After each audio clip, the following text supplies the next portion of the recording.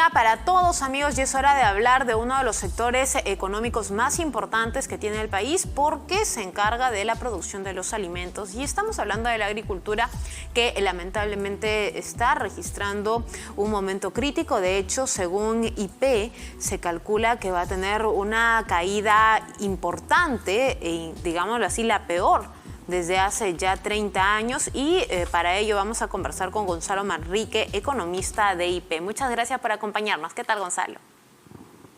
Hola, muchas gracias por la invitación. Buenas tardes. Gonzalo, coméntanos esta situación que está pues atravesando la agricultura. ¿Es una situación de hoy, desde cuándo se está arrastrando exactamente estos problemas? Bueno, han ocurrido una serie de problemas en los últimos años. Todo empezó con la pandemia, luego ocurrió esta crisis en Ucrania por la invasión rusa, que generó un alza en los precios internacionales de los combustibles, de los fertilizantes, que son insumos claves en la agricultura. Continuó, digamos, el año pasado, en el 2023, con el ciclón Yaku, con las sequías que hubo en el sur. Entonces, todo esto ha resultado en que en el 2023 la agricultura tenga el peor desempeño en los últimos 30 años, que es algo que ya se venía informando desde hace algunos meses. El sector ha caído un 4%, ha sido su segunda caída consecutiva, eh, y principalmente ha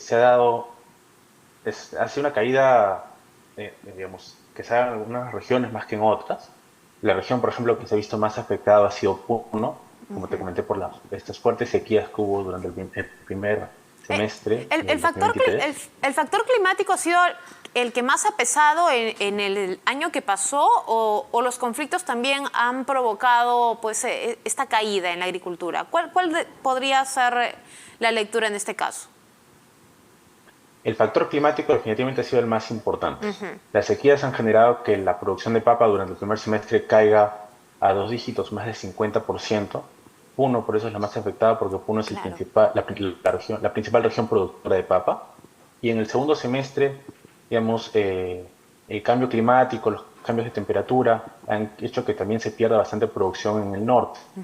La producción de arándanos en todo el año ha pasado de 300.000 toneladas en el 2022 a solo 230.000 toneladas en el 2023. Nos estamos perdiendo producción que es importante, que es nuestro principal producto exportador hoy en día. Este es en el caso de los productos de agroexportación, como tú refieres. Y si habláramos de aquellos productos que el peruano lleva a la mesa, como la papa, como tú lo has mencionado, ¿de qué otros estamos hablando que hayan caído en cuanto a producción debido a los factores que refieres, ¿no? Los factores climáticos?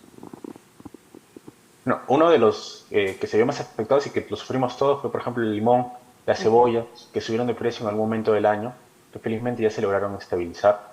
También otros productos que se vieron afectados, por ejemplo, fue el maíz, el arroz, que son cultivos tradicionales, que probablemente podrían ser afectados también ese 2024 debido al fenómeno del Niño costero.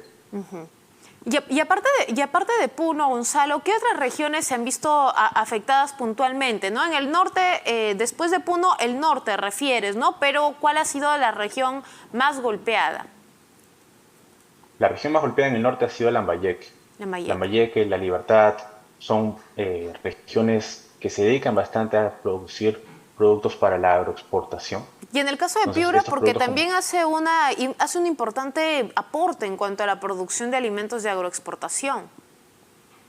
efectivamente, también Piura, todas esas tres regiones que producen arándanos, cítricos, paltas, etcétera, han sido bastante afectadas. Y no solo han sido afectadas en el 2003, sino que ahora que se viene el fenómeno del Niño, probablemente también sean afectadas. Y Ah, ya lo estamos viendo.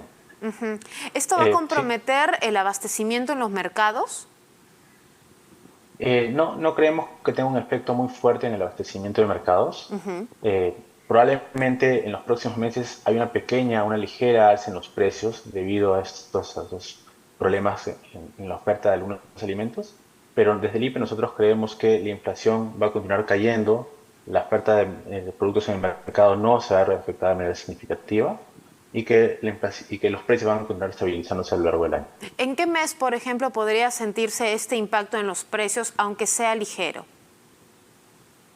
Históricamente, el mayor impacto en los precios se da hacia el tercer mes del fenómeno del Niño, En probablemente hacia marzo. marzo. En marzo se puede haber un efecto. Perfecto. Ahora, Gonzalo, la pregunta es, ¿qué es lo que se tiene que hacer, ¿no? De parte del gobierno, sobre todo, porque lamentablemente estamos en una era de calentamiento global, vamos a continuar con estos problemas climáticos. ¿Qué le falta al sector agricultura y como gobierno, qué le falta exactamente hacer al gobierno? Bueno, como te comentaba desde un principio, es un sector que ha sido afectado ya 2, 3 años seguidos, digamos, por todos estos factores externos. Y lo que necesita el sector es poder recuperarse. Y para recuperarse se necesita infraestructura adecuada, infraestructura que ayude a mejorar la productividad, el rendimiento de nuestros cultivos. Entonces, sobre este tema, una de las mejores noticias ha sido la concesión de Chavimochic al gobierno de Canadá. Entonces, que se espera que pueda reactivar gran parte de la agricultura en la libertad, que también contribuye a cerrar las brechas de acceso a agua, también en la ciudad de Trujillo, por ejemplo. Pero pese a esta buena noticia, también tenemos varios proyectos que están paralizados. Según el último reporte de la Contraloría, en el Perú tienes 280 proyectos de agricultura que están paralizados. El más importante probablemente sea Majesiguas, que es, digamos, similar a Chavimochic, pero en Arequipa, ¿no? Que actualmente se encuentra en arbitraje. Entonces, lo mejor que puede hacer el Estado es ayudar a destrabar estos proyectos para contribuir a una mejor productividad y así lograr que el sector se recupere.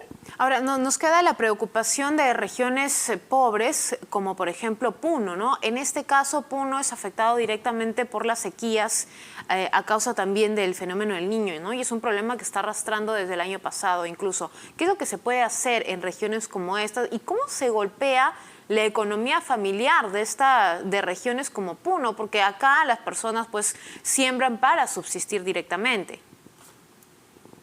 Sí, la gran mayoría de agricultores en todo el Perú son agricultores que se le conoce como de subsistencia. Así es. Son agricultores que no producen lo suficiente y que consumen la mayor parte de lo que cosechan. Entonces, el Estado tiene dos tipos de medidas que trabajar con los agricultores. Uno son medidas de apoyo, digamos, social, como transferencias, como apoyo en alimentos, etcétera, pero se necesitan también estas medidas de más largo plazo, de mejora productiva, como una mejor infraestructura, una mejor capacitación técnica que les permita mejorar el rendimiento de sus productos, vender más y así poder salir, digamos, de esta crisis que está atravesando el sector actualmente. Perfecto. Gonzalo, también queríamos aprovechar que estábamos en contacto contigo porque ayer el ministro de Economía y Finanzas, Alex Contreras, refirió, o bueno, aseguró en realidad que los datos económicos de enero son muy positivos y los preliminares de febrero son también positivos y esto ha hecho que nuestra economía haya ingresado a una fase de expansión. ¿Qué significa la fase de expansión? Y según tu punto de vista, ¿es que hemos entrado a esta fase? Definitivamente, nosotros esperamos que este año nos vaya mucho mejor que el 2023, pero todavía este motor de crecimiento todavía está avanzando lento. Para reactivar y regresar, digamos, al nivel de crecimiento que nosotros teníamos antes de la pandemia, todavía hay muchas cosas que lograr. Primero necesitamos recuperar gran parte de la estabilidad política, confianza de las empresas, resolver estos problemas que nos están afectando actualmente, como por ejemplo el fenómeno del Niño, de lo que estamos hablando actualmente, ¿no? Que es uno de los sectores más importantes y que emplea a 1/5 de los trabajadores en el Perú. Entonces, nosotros esperamos que este año sea mejor que el año pasado, pero aún falta mucho por lograr. Y hemos entrado a esta fase de expansión, como refiere el ministro. ¿Qué significa fase de expansión cuando el titular del MEF lo menciona? Tal vez los términos no son los correctos. O sea, yo preferiría no ponerle un nombre a esta fase. Simplemente estamos en una fase de recuperación. Hemos pasado a tener una de las caídas más fuertes que hemos tenido como país el año pasado.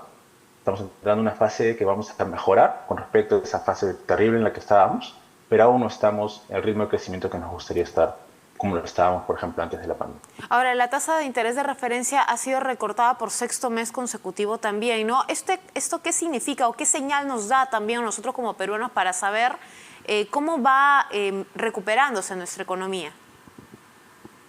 Sí, la tasa de referencia, la caída de la tasa de referencia responde principalmente a que la inflación ya se está normalizando. El mes pasado tuvimos una inflación de 3.02%, que es casi dentro del rango meta del BCR, que es 3%. Entonces, ¿qué quiere decir eso? Que nosotros esperamos que los precios ya no se incrementen tan rápido como lo han estado haciendo en los meses pasados, y por lo tanto el BCR responde bajando sus tasas de interés, de alguna manera dándole confianza al mercado de que justamente puede la economía seguir creciendo sin poner presión sobre los precios de los alimentos que nosotros podemos consumir. Ahora, el niño había sido hasta el año pasado un problema potencial. Ahora, el mismo ENFEN ha reducido, digámoslo así, las probabilidades de que sea fuerte, ¿no?